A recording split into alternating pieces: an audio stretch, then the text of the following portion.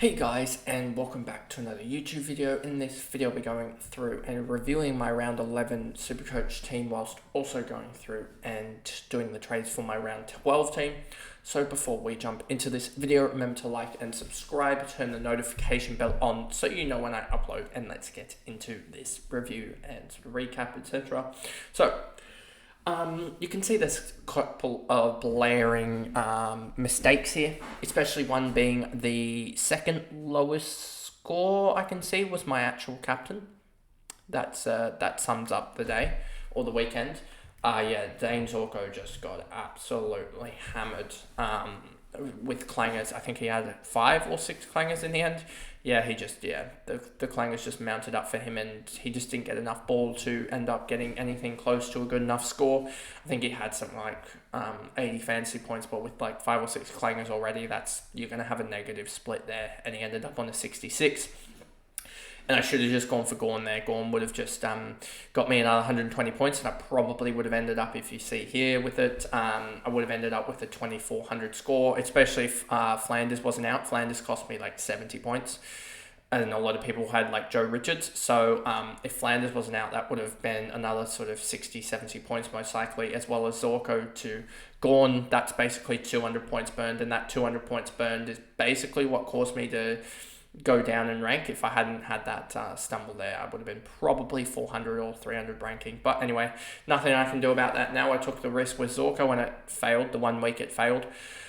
Luke Ryan 132, happy about that. Nick Dacos 130. I should have just gone the VC with Nick Dacos. Got scared of the tag, I think, in both formats. So yeah, I don't know why I didn't just go Dacos. Who are they playing this week, even though I've already done my fantasy? They're doing the Bulldogs. Honestly, he could do well against the Bulldogs, so I'll probably just VC him on both now, thinking about it, and go against Bontempelli.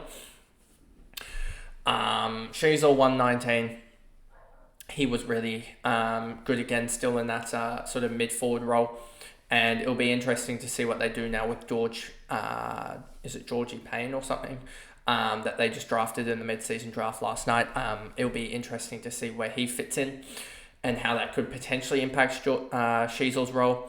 But that'll be next week anyway, as they're on the bye. Nick Martin had a horrific game in the last quarter, basically. I think he only had about 5 or 6 SuperCoach points in that time. So yeah, he ended up on a 97. Wayne Malira 118. Closey a 71, so he was good, or decent enough as well. Butters 113, Bontempelli 135. He was really good against the Swans. I think he amassed something like 19 contested possessions, 5 clearances, and I think he only had like the 4 or 5 clangers, so it wasn't as bad for him, and that's why he ended up with a huge score. Sammy Walsh at 114 was absolutely huge. Matt Rowell, 94, a little bit down, but now that we've heard the new tackling interpretation, it should help Matt Rowell and guys like Matt Rowell, Steele and Rowbottom. I would expect more, as their tackle should actually land a lot more. I think it's just even a crackdown on the time taken for the ball to get out. So in a sense, it will crack down on holding the ball, but it will also crack down and give more stoppage work as well. So that should help Rowell, Steele, even Bontempelli to a certain extent. A lot of these contested possession guys that do tackle quite a lot. So I think those 3 will be main beneficiaries of it. Clayton Oliver, 92. He just hasn't been on this year. Tom Green on the bye. Did get a 78 last week. So hopefully he's one that also benefits from the new tackling interpretation. And then Bonner 87, as I said in the fantasy video, it could be one that actually is close to being dropped. So that is definitely a watch there on that. But I'm hopeful that he doesn't, else that'll be another potential trade needed to go. And he'll probably just go straight to the likes of a Dan Houston, to be honest with you. As I think I'll try and do, if he is dropped, I think I'll try and do Darcy, Sweet, and Bonner to Marshall or English, and then also another. I think I need like 1200, which I think I fall short of 1300 or so, which I think I fall short of. 464 plus 309 plus 379 plus. Oh no, I might not fall short of this, so I might still have enough, but I haven't worked it out completely. what I would need for it. But I do think just off the top of my head, I think I fall just short of it by about 20 or 30k of doing the exact trades that I wanted to. So that's probably not an option. I need Bonner to realistically play at least another week or so, as he just needs to play. He can be traded out on his bye, to be honest, but I just need him to play for the next little bit. Max Gorn went 180 against St Kilda, taught Royal Marshall a lesson, and then Sweet got a 74, so we got some cash in, but not playing this week as Soldo was back. He has just been absolutely sold up a river. Sweet, going to Port Adelaide to play, and he's basically just doing what he would be doing at Western Bulldogs. So yeah, he could have gone to like any other side and he would be a predominant ruckman, but nope, got to go to Port Adelaide, and now he's sort of stuck there. He could even be pushed back in another season or so to third best ruckman, and he's literally gone from second best to third best ruckman at different sides. Heaney is on the bye, 94. Zorko just sucked, as we said, for the captaincy score. Flanders didn't play, so he picked up Darcy's score, which absolutely sucked. Luke Jackson, 67. Fisher, 113. He was huge. And then Darcy Wilson, 81. So my forward line is again sort of falling apart on itself. And Sam Darcy, 42. And Biggie, again, just a nuisance. Him just not playing anymore. So now we head to the trades. And Darcy is going. Sweet is obviously going. We can put that. No, I do not want that there. I wanted him to switch to here, but we can easily just swap that. And then also it is it Will Graham that has to go, or is it Garcia? Let's just try Garcia at the moment. And let's just try break evens, because this is where we usually get our guys from. And the first guy is, where is he? Harvey Harrison. And then the other guy is also down here, Kay McAuliffe. And then the last guy that we want to pick up here is not on the break evens, it's just going to be on the stats. And this is why I think I did a poll here on it. Let's just see if it was on my main one. I think I did a poll of the best SuperCoach ruckman to pick up, and it is currently 50-50. Great.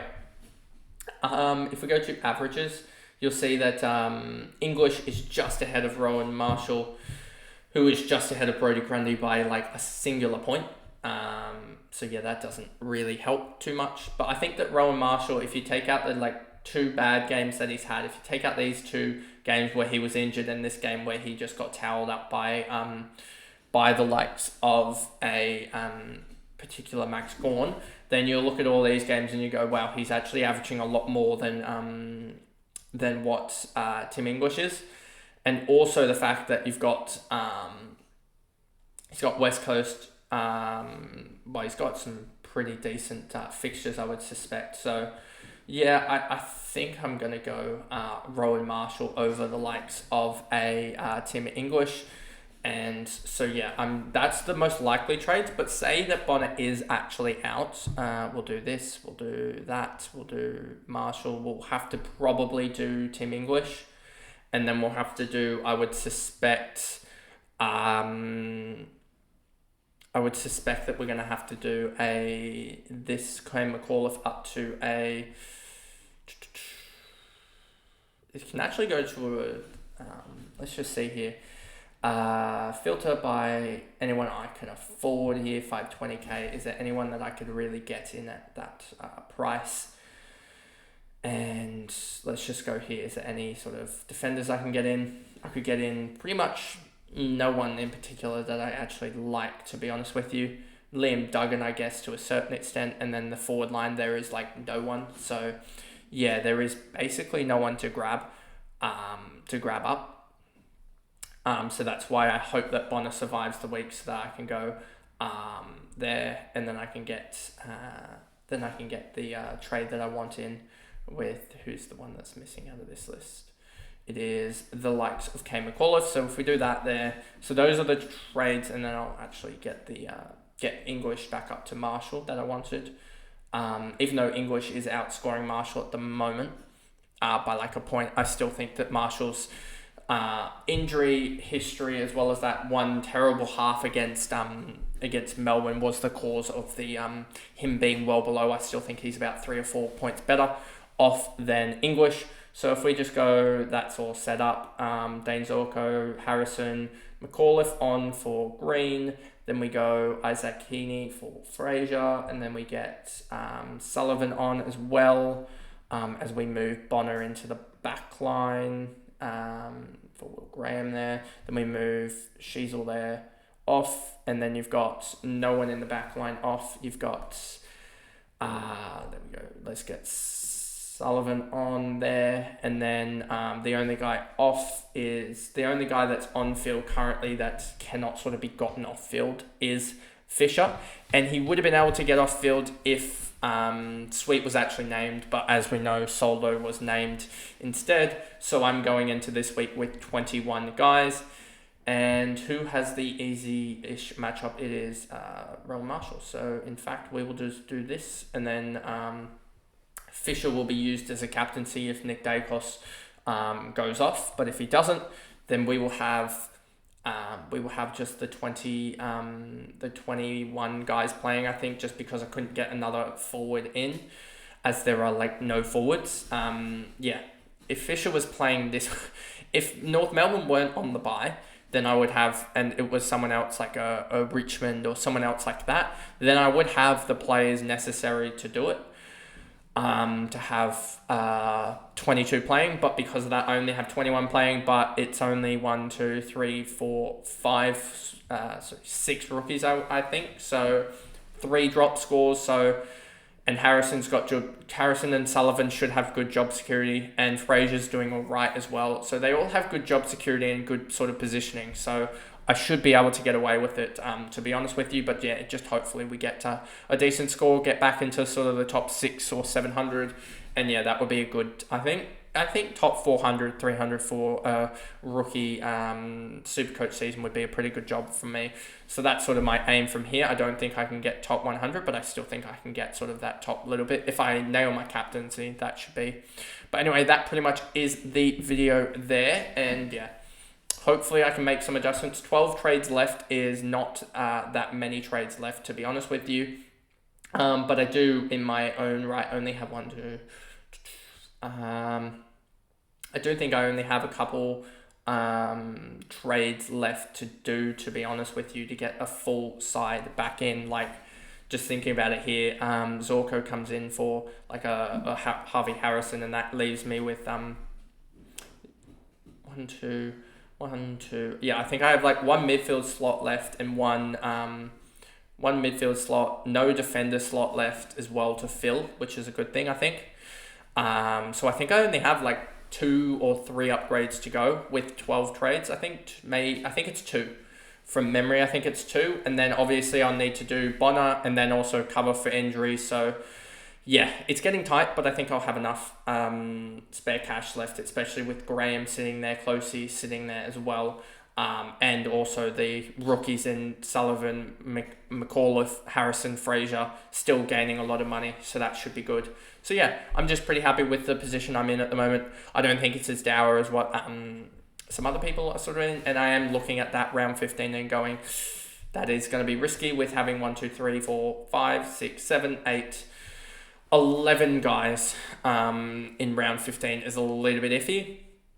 So yeah, I would have if I had the current side that I've got, I would only have 17 playing right now from out of round 11. But by then, I think that Sullivan, McAuliffe, and potentially even Harrison could just go to an upgrade themselves, those 3. So hopefully we get, by that time, 2 of the, like a Georgie Payne might be the perfect upgrade. Potentially also another guy from round 12 teams.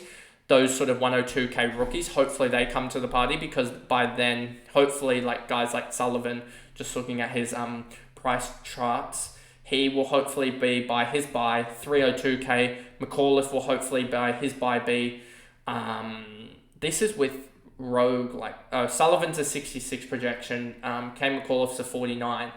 Kane McAuliffe will be 249. Harrison by his buy with a sort of a 60 odd projection will be 280k. Move those 3 on, that's there's definitely going to be an upgrade there. That's 520, that's 820k. So yeah, that should be an upgrade. potentially buy the buys to a guy like even a Dan Houston or someone like that, or potentially even a 600k guy. If these guys go off, there could be a 600k plus, like a Sarong or a someone like that to get for round 15, and that will also get me down to only eight guys that are sort of missing, and that'll be pretty much all my primos, I think, or I'll be down to 4, 5, 6 sort of primos that I'll be missing in round 15. So I think that is basically the plan that can fix it all up. So let's just hope the 102k rookies come into play. Even round 14 rookies that 102k can come in, because they'll play hopefully this round and next round 12 and 13, get their bye, and then play round 15. So yeah, there's plenty of options, but yeah, even round 13 guys, just any rookies that aren't round 15 base sites should be, hopefully from the mid-season draft, hopefully 2 pop up. Yeah, that's all that we need. So yeah, that's basically my thoughts, and hopefully you guys, I guess, like this video, and also with the 2 p.m. content with the predictions. I'm muddling my words at the moment, but yeah, predictions at 2 p.m. and then that'll be all the videos until the game reviews on Friday, and that'll go through till Monday again. I think it will be a lighter week now that we have only 7 game reviews. So yeah, so it'll be Friday, Saturday, Sunday, and then 2 on Monday. Yeah. So anyway, that is the video, and I'll see you guys in the next one. Bye, guys.